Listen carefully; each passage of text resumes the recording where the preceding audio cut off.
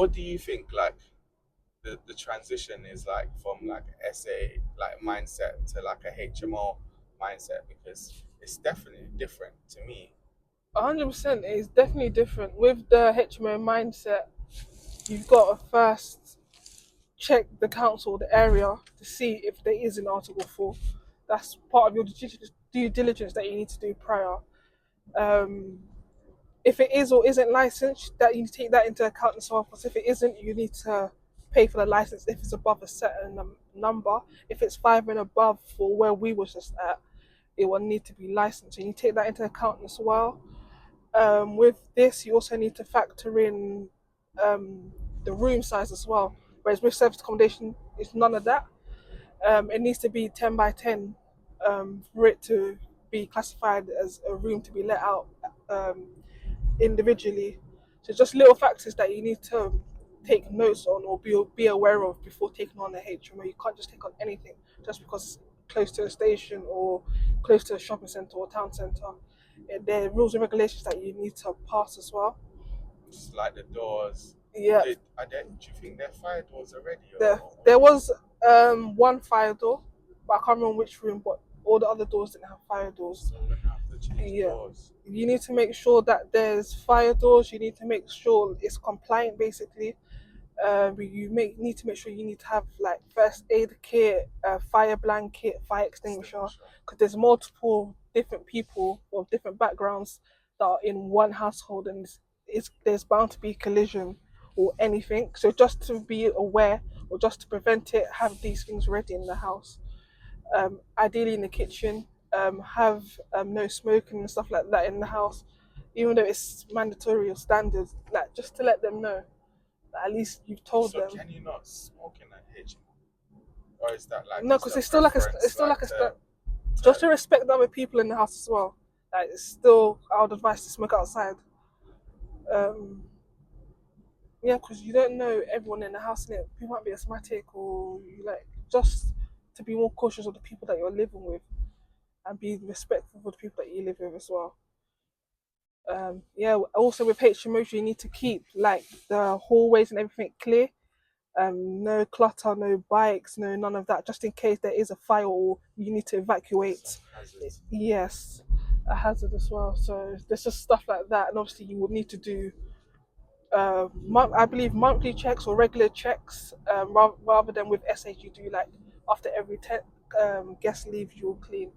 So just to make sure they're keeping the property up to standards and that there's nothing in the hallways and stuff, you'll do regular checks. And then the landlord will know that okay, cool, we're keeping up to standards. Because obviously the landlords want to do a check-in.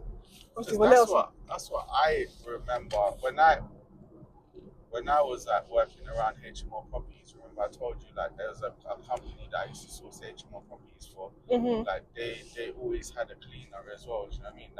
That will go there and clean and make sure that, because generally what you find that happens here, like even in families, like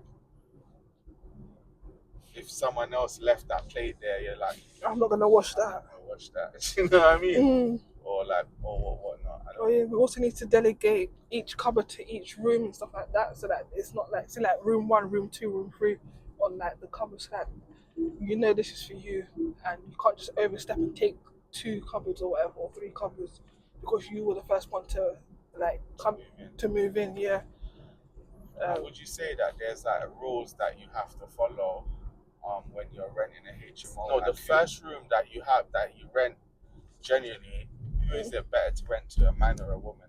Like, do First you come, think first about that? served. It's whoever's first. Do you think though, because like I think that with HMOs that it's a smart thing To to put a rent the woman. first room to a woman, because now when you rent the first room to a man, if a woman comes, She's not she's gonna rent. likely to say that she doesn't want the room. But then that's why you need to know what their requirements are. Because, like, for example, if you go on a spare room, they would say, sometimes they say their requirements, when it's like a women's only or men only or But from students. a professional standpoint from us, Hmm. because like say you rent it to a woman, a man would still rent it with a woman being there, Hmm. and if there's a man and a woman will still rent it But because if it's there's just a a woman man, there. But if a man's there, you're not gonna get any women in there. that you rent first. But then if we have more men clientele trying to come and do viewings, or are we just going to put them off until we get that woman? You can't, can you? Exactly. Like, So it's there's demand. We've got to put people in. We've got to secure.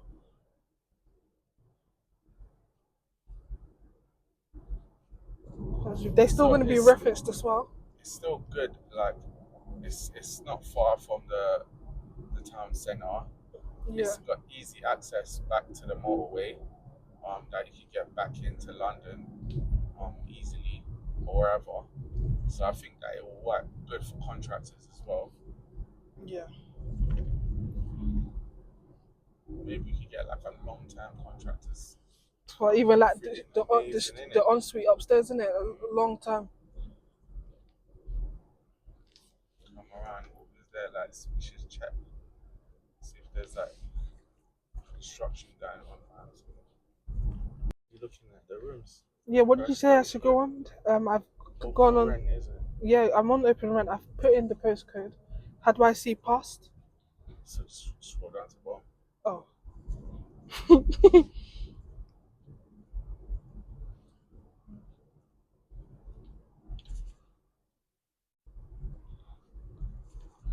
Oh, okay, I see.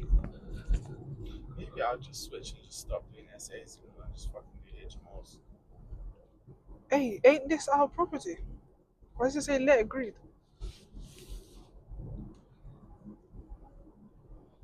2,750. Let agreed. To who? Bring her back. When was this though? What? Like, Hold on. isn't this our property? Let agreed. Available from today. I'm gonna, because we just got there. Like, there's no way. Yes. Unless they done that, because remember they said they were taking it down to redo the property.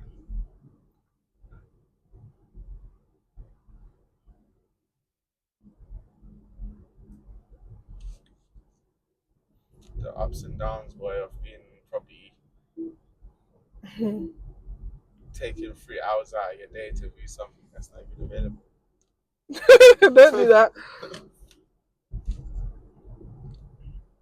But that's what it's all about, though, isn't it? You gotta be out there. You gotta go different places, view properties, and the more you do that, the more you're gonna get deals come to you. Do you know what I mean?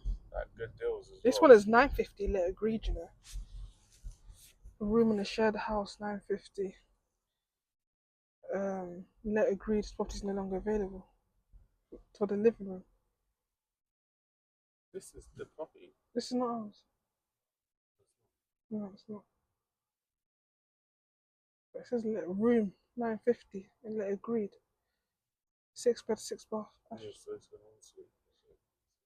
So 950 could be the top one. Yeah, we already know that, innit? So that's 950. All right, cool. So that means you're gonna do the doubles for 850 then. Yeah. Because it's high end. So 850 times 3. Times 4. Why would it be 4? No, sorry, 3 because there's a single one. Plus 950. Plus It's 3,500 already. plus 7. 7? Plus 7. 7. Yeah. Yes. 4,200. 4,200.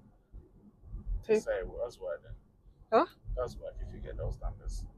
Take away. Or was it 2,700, innit? 7. 2,750 or 2,700? 2,750 ish. But I think. 1,450.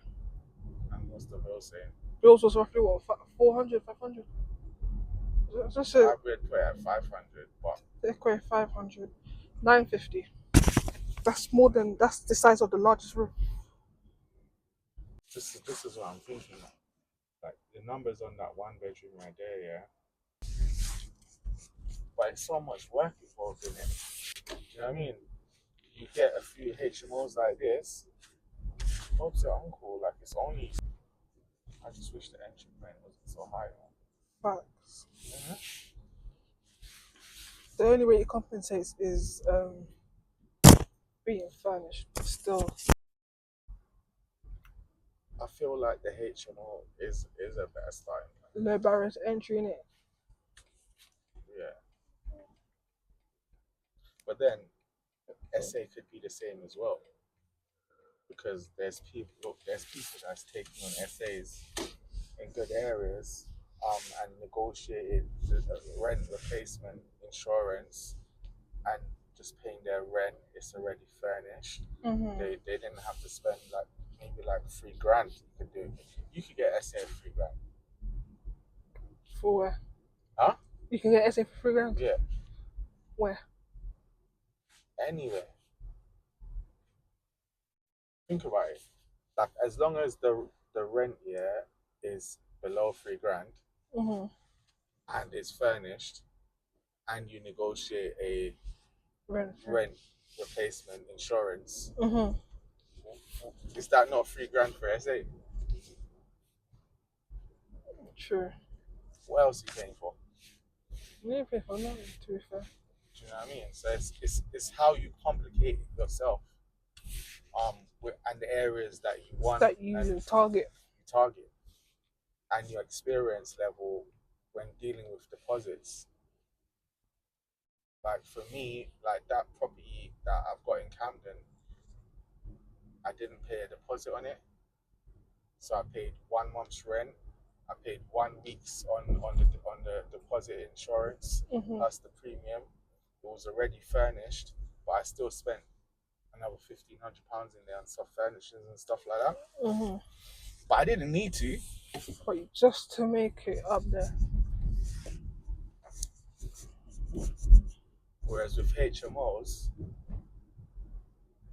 it could be next to nothing as well, isn't it? Mm-hmm. Can we negotiate to get a HMO without a deposit? Of course you can. I feel like with that, you need to go direct to landlord. With agents, they already have stuff set in stone, like she just said, like it's the company policy, and stuff like that. We'll start targeting more landlords. I don't even feel like we've answered the question, because What was the question? what is a better starting point, SA or HMO? They're both good starting points. It just depends. It's more of the pros and cons on what you believe is best. Like, are you looking for steady cash flow, like steady profits each month, which would be the HMO, or are you looking for the like fast? How would you describe uncapped? Yeah, uncapped earning potential is what you're going to get. But they won't be the same every month.